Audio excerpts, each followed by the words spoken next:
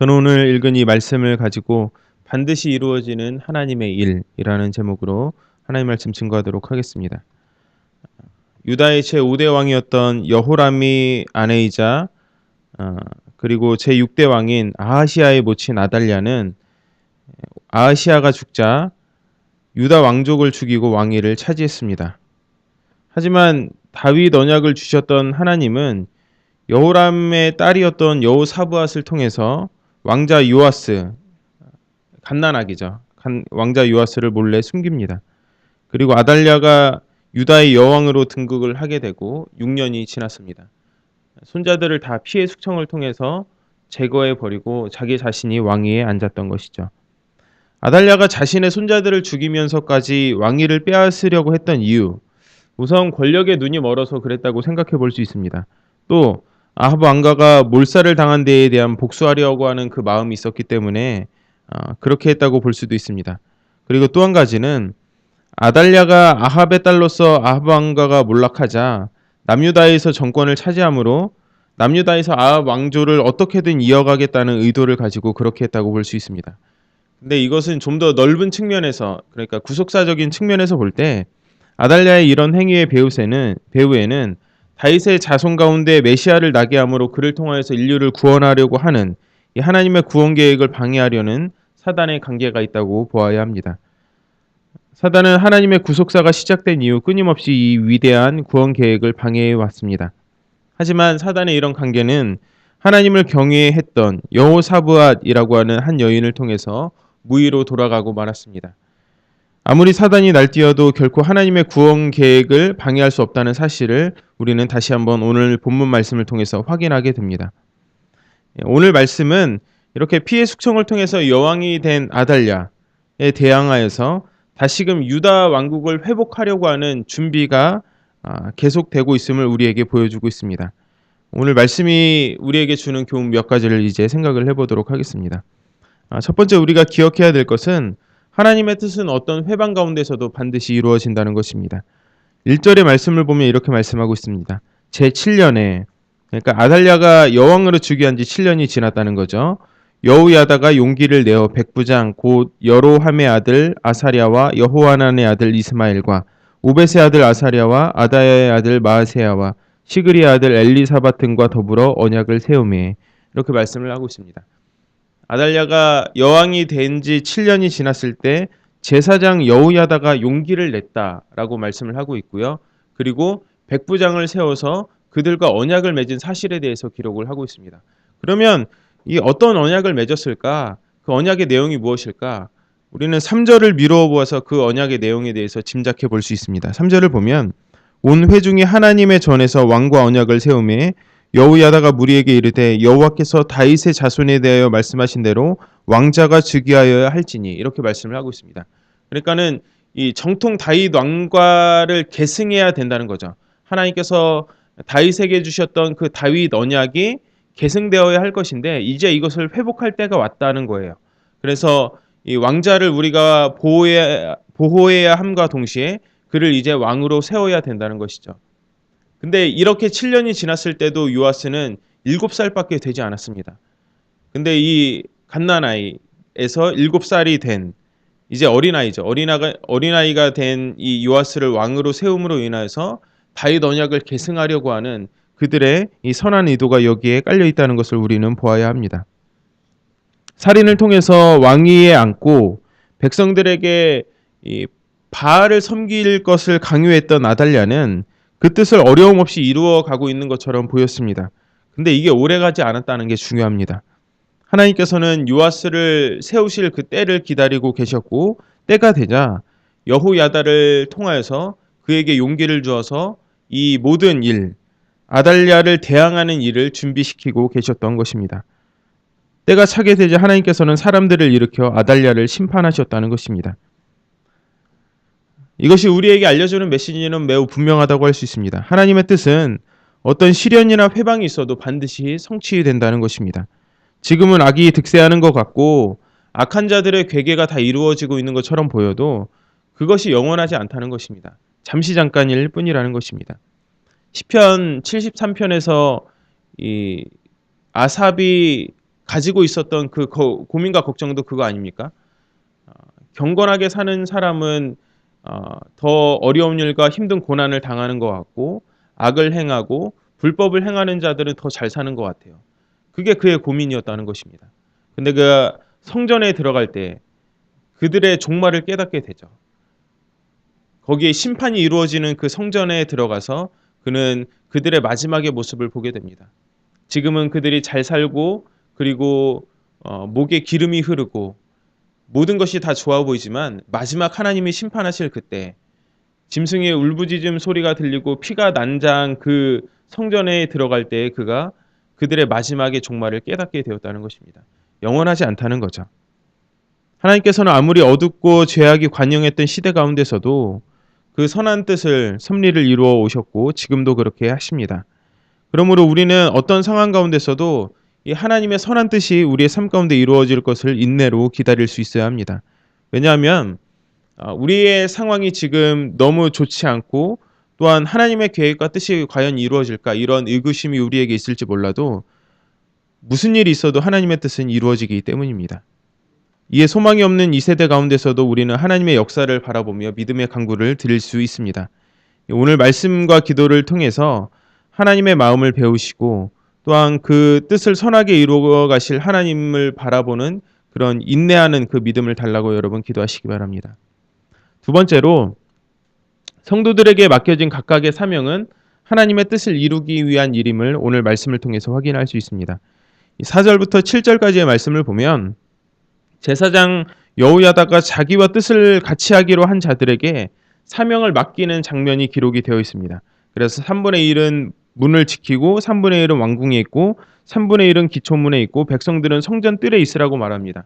그러니까는 이 아달랴를 대항하여서 왕위를 요아스에게 계승하기 위한 그 작업을 위해서 이렇게 사람들에게 각자 은밀하게 이 사명, 직분을 맡겼다는 것이죠.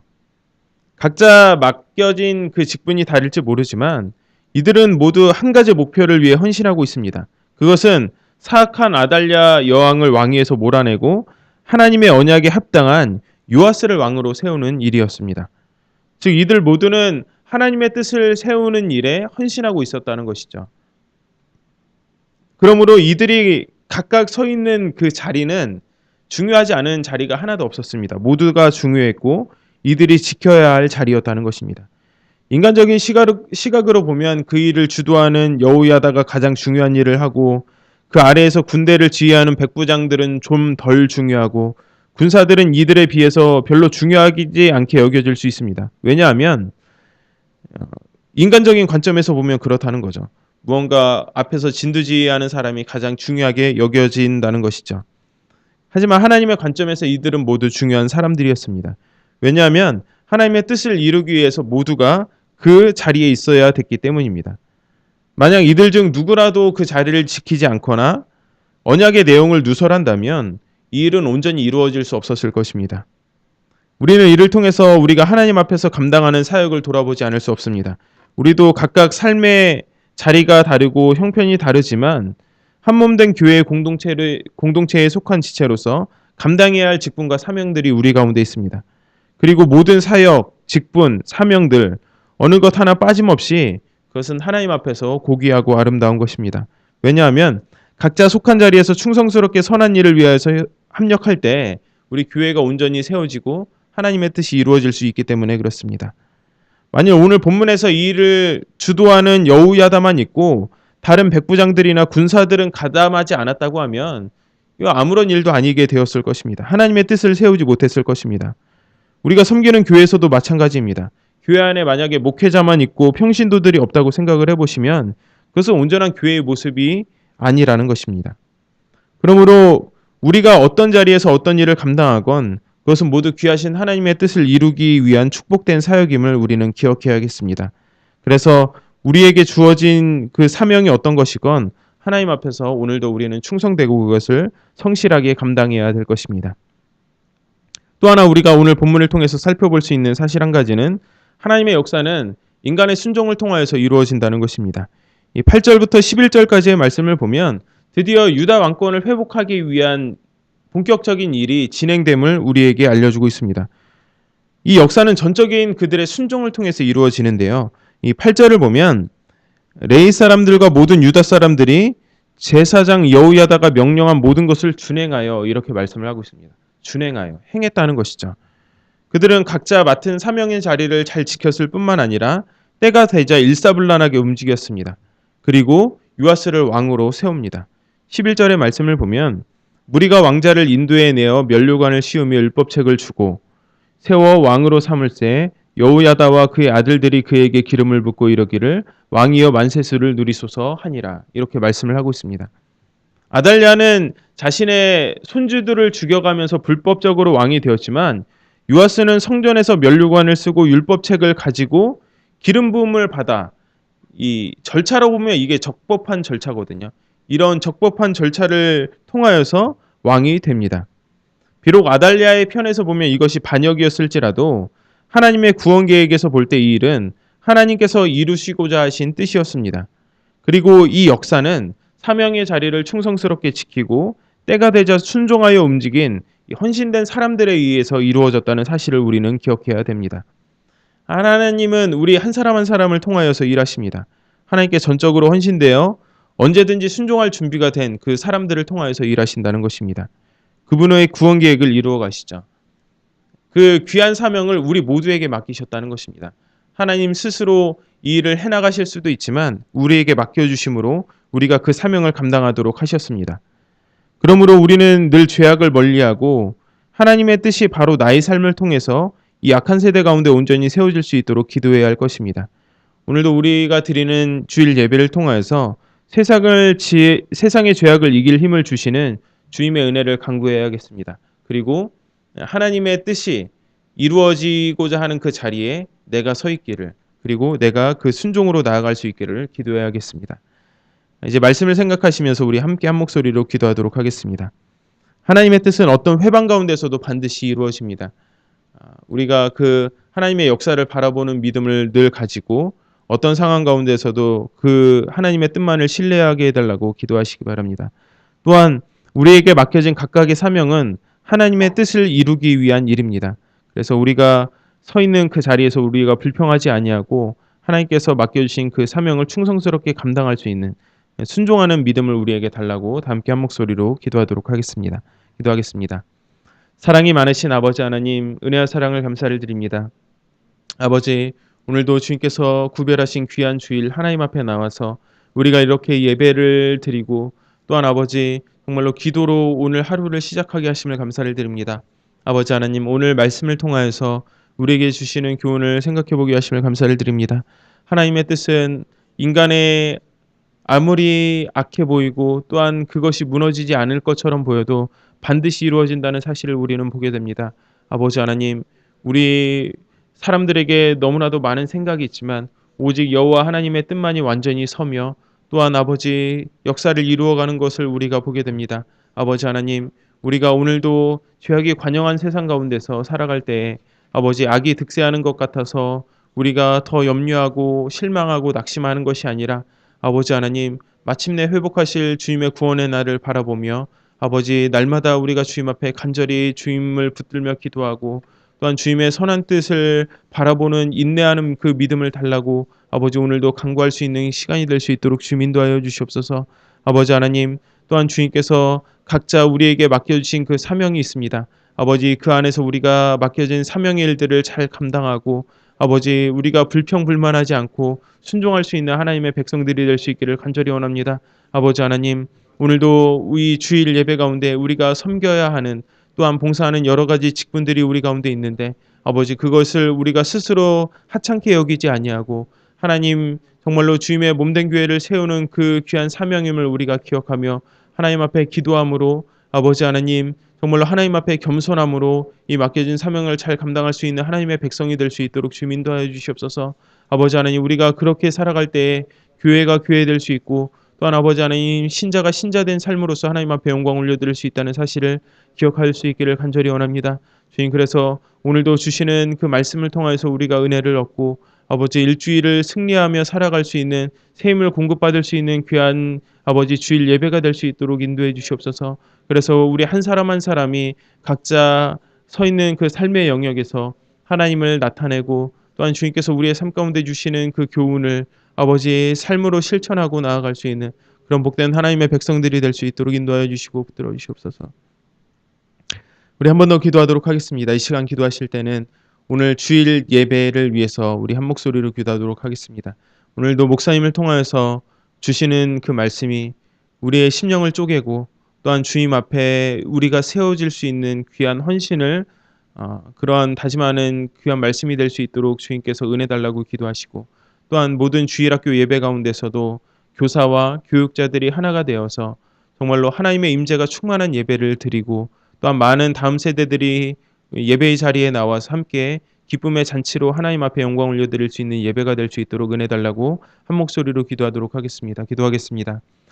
아버지 하나님, 은혜와 사랑을 감사를 드립니다. 주님의 은혜와 사랑을 기억하며 다시 한번 우리가 거룩하신 주님 앞에 기도합니다.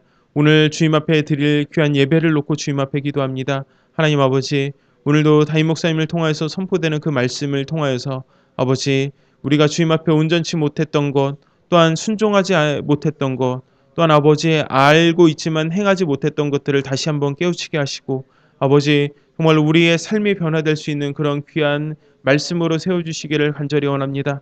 아버지 정말로 주님께서 예배에 참석하는 모든 사람들에게 아버지 은혜를 부어주시사 아버지 그 메시지 하나하나마다 우리에게 주시는 그 하나님의 음성으로 듣고 우리가 순종하며 나아갈 수 있는 하나님의 백성이 될 수 있도록 인도해 주시기를 간절히 원합니다.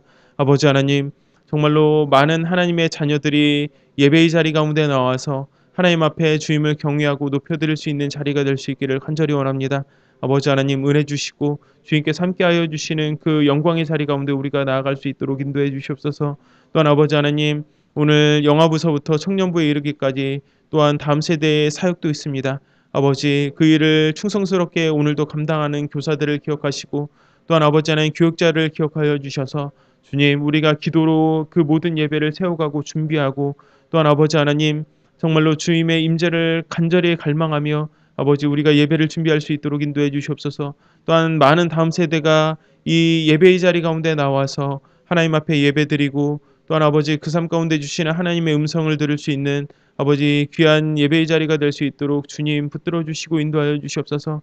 그래서 아버지 하나님 오늘 우리가 드리는 모든 예배 가운데서 우리가 하나님께서 우리의 삶 가운데 주시는 그 말씀을 듣고 또한 충만한 은혜를 받고 돌아갈 수 있는 귀한 시간이 될 수 있도록 아버지 붙들어 주시고 인도하여 주시옵소서. 우리 마지막으로 한 번 더 기도하도록 하겠습니다. 이 시간 기도하실 때 세가족 사역과 또 환우들을 위해서 한 목소리로 기도하도록 하겠습니다.